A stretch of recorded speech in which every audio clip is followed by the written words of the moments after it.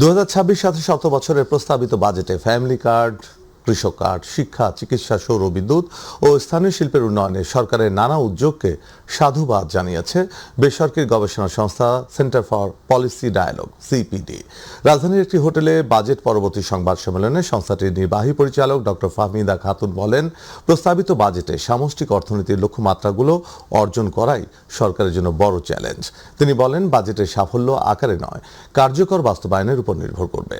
আর সিপিডির সম্মানীয় ফেলো অধ্যাপক ডক্টর মোস্তাফিজুর রহমান বলেন, কালো টাকা সাদা করার সুযোগ সৎ করদাতাদের সঙ্গে বৈষম্য সৃষ্টি ও ন্যায্যতা বিনষ্ট করবে। আরো জানাচ্ছেন রাকিব হাসান। ক্ষমতা গ্রহণের মাত্র 4 মাসের মাথায় দেশের ইতিহাসে সবচেয়ে বড় বাজেট সংসদে উত্থাপন করেছেন বিএনপির নেতৃত্বাধীন জোট সরকারের অর্থমন্ত্রী আমির খসরু মাহমুদ চৌধুরী। আমরা বর্তমান মধ্যম মানের ঝুঁকি থেকে নিম্ন ঝুঁকির ঋণ মানে ফিরে আসতে চাই।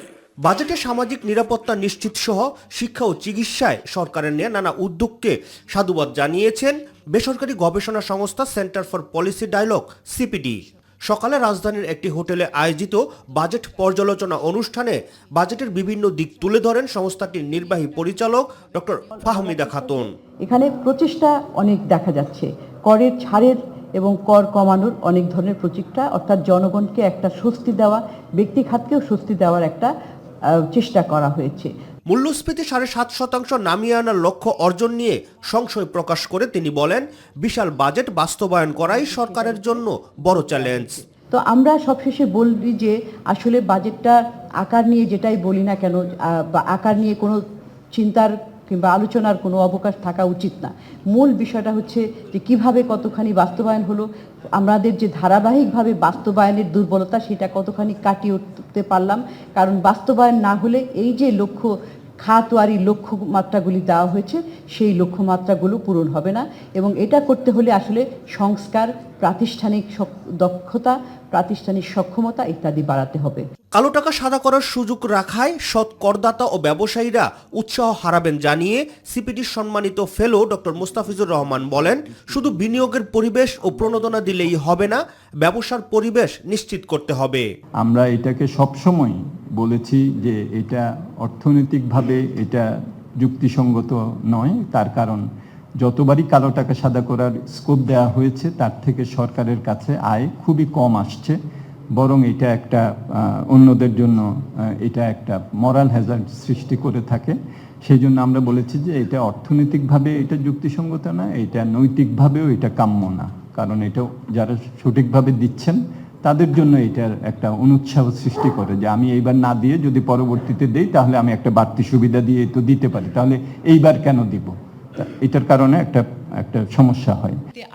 রাকিব হাসান, মাই টিভি, ঢাকা। 2026-27 অর্থবছরে প্রস্তাবিত জাতীয় বাজেট পেশের পর প্রথাগত বাজেট পরবর্তী সংবাদ সম্মেলনে আসছেন অর্থমন্ত্রী আমির খসরু মাহমুদ চৌধুরী। রাজধানীর ওসমানী স্মৃতি মিলনায়তনে কিছুক্ষণের মধ্যে এই সংবাদ সম্মেলন অনুষ্ঠিত হবে।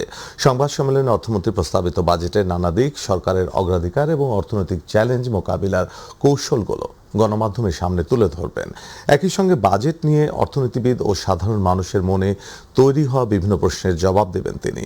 এর আগে বৃহস্পতিবার জাতীয় সংসদে 2026-27 অর্থবছরের জন্য 9,38,000 কোটি টাকার বিশাল বাজেট প্রস্তাব করেন অর্থমন্ত্রী, যা দেশের ইতিহাসের সর্ববৃহৎ এবং 55তম জাতীয় বাজেট। 2026-27 অর্থবছরে প্রস্তাবিত জাতীয় বাজেটকে ইতিহাসের সবচেয়ে বড় ঘাটতির বাজেট হিসেবে অভিহিত করেছে বাংলাদেশ জামাতে ইসলামী। বাজেটকে দুর্নীতি ও লুটপাটের বাজেট বলেও আখ্যা দিয়েছে জাতীয় সংসদের প্রধান বিরোধী দল। সকালে এক সংবাদ সম্মেলনে বাজেট প্রতিক্রিয়ায় এসব কথা বলেন দলটির সেক্রেটারি জেনারেল অধ্যাপক মিয়া গোলাম পরোয়ার। তিনি বলেন, বাজেটে করের জাল তৈরি করে জনজীবন দুর্বিষহ করে তুলবে। এস এম আরিফের রিপোর্ট।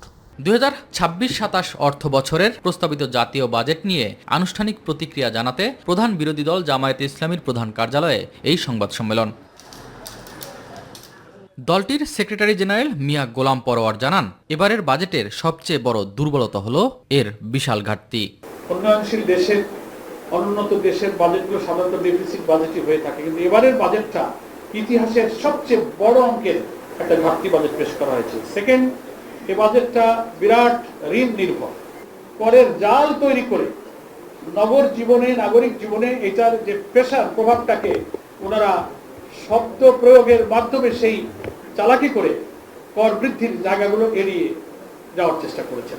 বড় অঙ্কের বাজেটকে লোক দেখানো উল্লেখ করে এর মাধ্যমে দুর্নীতি ও লুটপাটের সুযোগ করে দেয়া হয়েছে বলেও মন্তব্য করেন তিনি। একটা উচ্চাভিলাষী জনগণকে দেখানোর মতো একটা বাজেট করা হয়েছে, আলটিমেটলি ভেতরটা অন্তঃসার শূন্য। এই বাজেট বাস্তবায়নে যে কি পরিমাণ দুর্নীতি হবে, দলীয় কর্মীদের মধ্যে টাকা ভাগ বটা লুটপাটের একটা আয়োজন হিসেবে বাজেট কিন্তু পরিগণিত হবে। এটার কারণেই আমার মনে হয় যে সরকার গণভোটের গণরায় বাস্তবায়ন করতে যাচ্ছে না। রাজস্ব আদায়ের ক্ষেত্রে বাস্তবসম্মত রূপরেখা দিতে সরকার ব্যর্থ হয়েছে জানিয়ে জামায়াত নেতা বলেন, ব্যাংকিং খাত নিয়ে আওয়ামী লীগের দেখানো পথে হাঁটছে বিএনপি।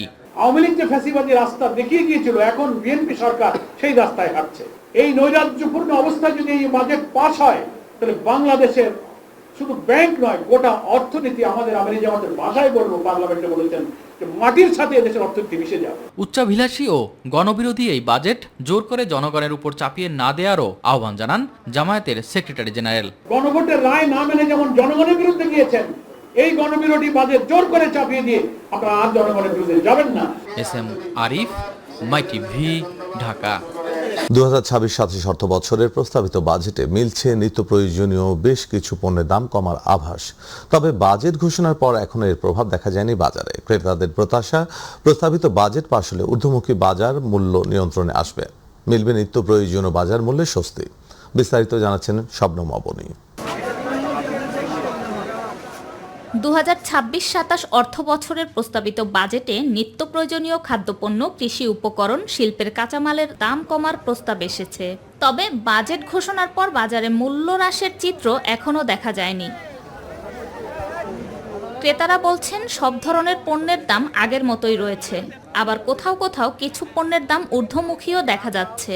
মনে হইতেছে যে দুই একটা আইটেম যেগুলি হয়তো নতুন আসছে এগুলির দাম একটু বেশি, কিন্তু এখন তরকারির দামটা একটু রিজনেবল আছে।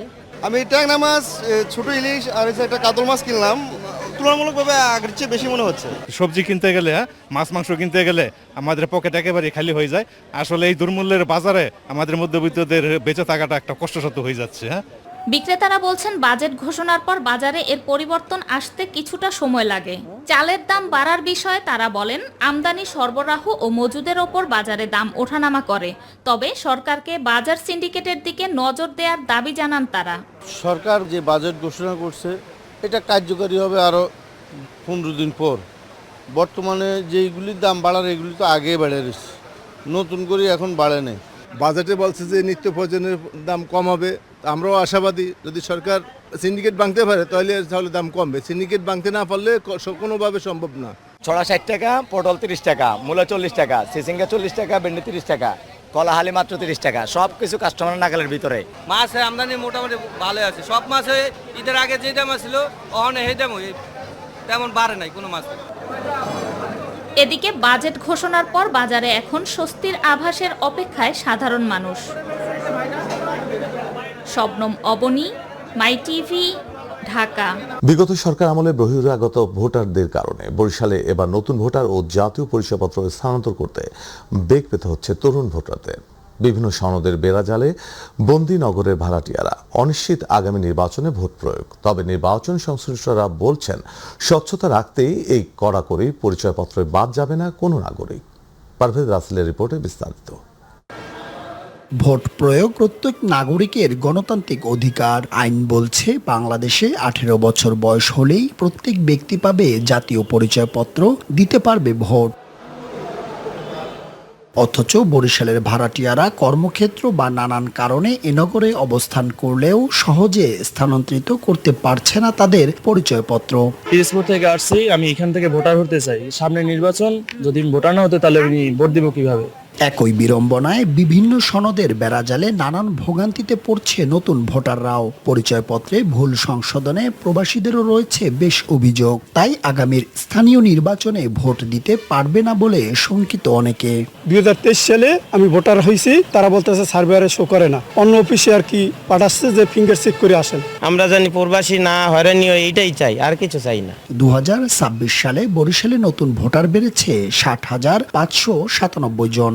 যা সিটি কর্পোরেশন ও সদর মিলে মোট ভোটার সংখ্যা 22,84,978 জন। যে যারা ভোটার হতে চায় তারা বিভিন্ন সমস্যার সম্মুখীন হচ্ছে, বিভিন্ন ক্ষেত্রে তাদেরকে জটিলতার মধ্যে ফেরা হচ্ছে, যার জন্য তারা ভোটার হতে ইচ্ছুক না। ভাড়াটিয়াদের ক্ষেত্রে বাড়িওয়ালার প্রত্যয়নে বাধা নেই দাবি উপজেলা নির্বাচন কর্মকর্তার।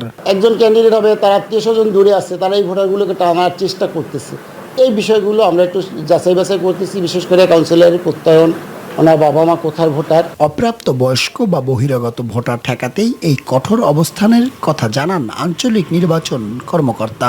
এই ইলেকশনগুলোকে কেন্দ্র করে ইদানিং দেখা যাচ্ছে ভোটার মাইগ্রেশন এবং আন্ডার এজ ভোটার হওয়ার একটু প্রবণতা দেখা দিয়েছে। সেগুলোকে প্রোটেক্ট করার জন্য আমাদের অফিসাররা যথেষ্ট সচেতনভাবে কাজ করছে এবং কাগজপত্রগুলো যাচাই করছে। একটি গণতান্ত্রিক রাষ্ট্রে প্রত্যেক নাগরিকের যেমন ভোট প্রয়োগ করা গণতান্ত্রিক অধিকার, তেমনি ভোট স্থানান্তর এবং নতুন ভোটারের ক্ষেত্রেও প্রতিটি প্রক্রিয়ায় যেন হয় স্বচ্ছ এবং জবাবদিহিতামূলক, এ প্রত্যাশাই নতুন প্রজন্মের ভোটারদের। পারভেজ রাসেল, মাই টিভি, বরিশাল। ইতিহাস কখনো হারিয়ে যায় না, সময়ের পরিক্রমায় ফিরে আসে নতুন অধ্যায় হয়ে। 1979 সালের 4 ডিসেম্বর কক্সবাজার সদর উপজেলার পিএম খালের পাতলি মাছুয়াখালী খালের পাড়ে দাঁড়িয়ে উন্নয়ন ও কৃষি বিপ্লবের স্বপ্ন দেখিয়েছিলেন তৎকালীন রাষ্ট্রপতি জিয়াউর রহমান। প্রায় 5 দশক পর সেই ঐতিহাসিক খালকে ঘিরেই আবার জেগেছে নতুন প্রত্যাশা। খালটির পুনঃখনন কার্যক্রমের আনুষ্ঠানিক উদ্বোধন করতে কাল পিএম খালি সফরে যাচ্ছেন প্রধানমন্ত্রী তারেক রহমান। কক্সবাজার প্রতিনিধি এম শাহ আলমের পাঠানো তথ্য ও ভিডিওচিত্রে বিস্তারিত জানাচ্ছেন জুবাইর রহমান। সাদা গেঞ্জি, মাথায় সাদা ক্যাপ, চোখে কালো চশমা, হাতে কোদাল নিয়ে নিজেই খাল খননের উদ্বোধন করেছেন তৎকালীন রাষ্ট্রপতি জিয়াউর রহমান। 1979 সালের 4 ডিসেম্বর পাতলি মাছুয়াখালী খাল খনন কর্মসূচিতে দিনব্যাপী অংশ নেন তিনি। খালের পাড়ে রোপণ করেন ঐতিহাসিক খেজুর গাছ সহ বিভিন্ন প্রজাতির গাছ, যেগুলো এখনও সেই সময়ের সাক্ষী হয়ে দাঁড়িয়ে আছে। সেই দিনের বিরল আলোকচিত্র আজও উন্নয়ন ও কৃষি পুনর্জাগরণের এক ঐতিহাসিক দলিল হিসেবে সংরক্ষিত রয়েছে। কক্সবাজার সদর উপজেলার পিএমখালী ইউনিয়নের পাতলি মাছুয়াখালী খাল একসময় এ অঞ্চলের কৃষিতে বৈপ্লবিক পরিবর্তন এনে দিয়েছিল। স্থানীয়দের মতে জিয়াউর রহমানের উদ্যোগে খনন করা এ খালের সেচ সুবিধার আওতায় আসে প্রায় 12,000 হেক্টর কৃষিজমি। তবে সময়ের ব্যবধানে দখল, পলি জমা এবং অব্যবস্থাপনার কারণে খালটি হারিয়ে ফেলে তার নাব্যতা। পিতার স্মৃতিবিজড়িত এই খালের পুনঃখনন কার্যক্রমের আনুষ্ঠানিক উদ্বোধন করতে আগামী 13 জুন সকাল 10টায় পিএমখালী সফরে আসছেন বিএনপির চেয়ারম্যান প্রধানমন্ত্রী তারেক রহমান। এ উপলক্ষে স্থানীয়দের মধ্যে দেখা দিয়েছে ব্যাপক উৎসাহ উদ্দীপনা। 48 বছর আগে যে খাল খনন করেছিল তার ধারাবাহিকতায় মাননীয় প্রধানমন্ত্রী এখানে আসতেছে। এই ইউনিয়নকে মডেল বাংলাদেশে একটা মডেল ইউনিয়ন হিসাবে বাস্তবায়ন করার জন্য আমি মাননীয় স্বরাষ্ট্রমন্ত্রীর সহযোগিতায় প্রধানমন্ত্রীকে আহ্বান করাচ্ছি। 8 কিলোমিটার দীর্ঘ পাতলি মাছুয়াখালী খালের পুনর্জাগরণের মাধ্যমে আবারও সম্প্রসারিত হচ্ছে সেচ সুবিধা। উপকৃত হবেন হাজারো কৃষক, কৃষিভিত্তিক অর্থনীতিতেও আসবে নতুন গতি, এমন প্রত্যাশার কথা জানিয়েছেন পানি উন্নয়ন বোর্ডের কর্মকর্তারা। খালের দৈর্ঘ্য হচ্ছে 8 কিলোমিটার। এই 8 কিলোমিটার দৈর্ঘ্যে খালটি পুনঃখনন সম্পন্ন হলে এখানে সেচের এখন যে সেচ ক্ষমতা তার চেয়ে বহুলাংশে সেচের ক্ষমতা বৃদ্ধি পাবে এবং অনেক চাষযোগ্য জমি চাষের আওতায় চলে আসবে। ইতিমধ্যে প্রশাসন ও আইনশৃঙ্খলা বাহিনীর কর্মকর্তারা খাল এলাকা পরিদর্শন করেছেন। চলছে মঞ্চ নির্মাণ, নিরাপত্তা ব্যবস্থা জোরদার এবং সফরকে কেন্দ্র করে প্রয়োজনীয় সব ধরনের প্রস্তুতি। পিএমখালী ভ্রমণে এই পাতিলি খাল পুনঃখননে এলাকাবাসী খুবই আনন্দিত, উদ্বেলিত এবং আমরা অধীর আগ্রহে আমরা অপেক্ষা করছি যে আমাদের প্রধানমন্ত্রী এখানে আসবেন এবং পাতিলি খালটা পুনঃখনন করে দেবেন। শহীদ রাষ্ট্রপতি জিয়াউর রহমানের স্মৃতিবিজড়িত এই খাল পুনঃখননকে ঘিরে নতুন করে আশার আলো দেখছেন স্থানীয়রা। তাদের বিশ্বাস, খালটি পুনরুজ্জীবিত হলে কৃষি উৎপাদন বৃদ্ধি পাবে, সম্প্রসারিত হবে সেচ সুবিধা এবং বদলে যাবে এলাকার অর্থনৈতিক চিত্র। 2026-27 অর্থ বছরের প্রস্তাবিত জাতীয় বাজেট পেশের পর প্রথাগত বাজেট পরবর্তী সংবাদ সম্মেলনে এসেছেন অর্থমন্ত্রী আমির খসরু মাহমুদ চৌধুরী। দর্শক, আমরা এখন সরাসরি যুক্ত হচ্ছি সেখানে।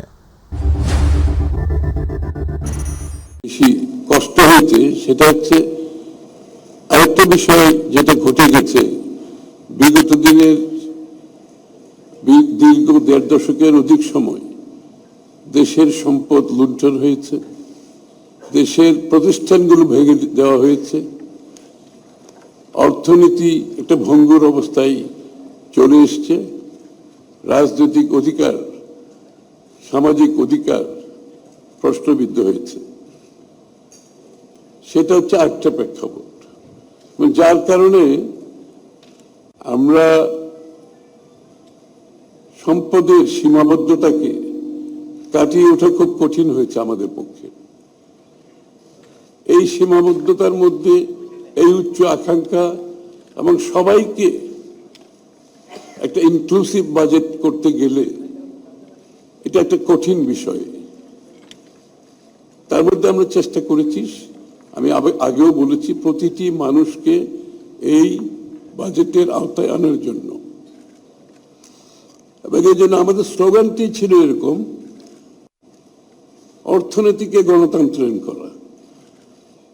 এবং এই প্রেক্ষাপটটা আরো বেশি ধারণ করতে হয়েছে, কারণ এর আগে অর্থনীতিটা ছিল পৃষ্ঠপোষকতার অর্থনীতি, কিছু মানুষের জন্য অর্থনীতি, কিছু গোষ্ঠীর জন্য অর্থনীতি,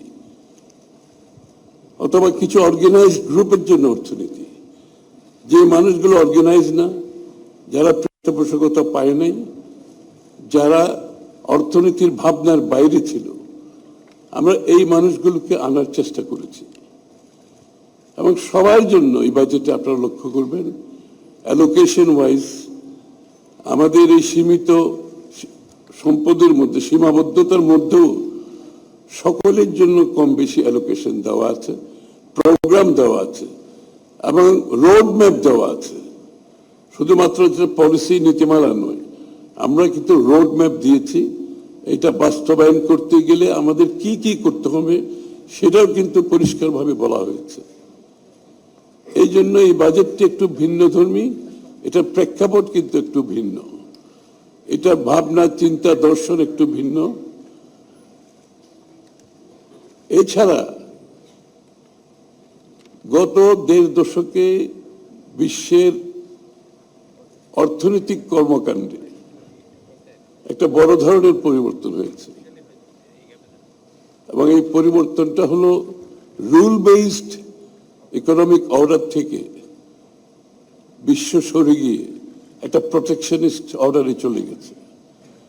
সুতরাং যে রুল বেসড অর্ডারের উপর ভিত্তি করে আগে অর্থনীতি চলতো, সেটা থেকে আমরা সরে গেছি, বিশ্ব সরে গেছে, বিভিন্ন দেশ সরে গেছে।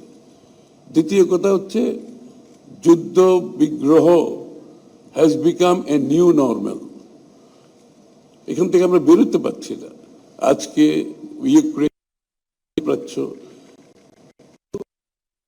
কিছু ঘটছে, যার কারণে স্বাভাবিক অর্থনৈতিক কর্মকাণ্ড বিঘ্নিত হচ্ছে, যার কারণে দেশের অর্থনীতিগুলো প্রপার পরিকল্পনার মাধ্যমে একটি অর্থনৈতিক বাস্তবায়নের দিকে যাওয়া কঠিন হয়ে গেছে।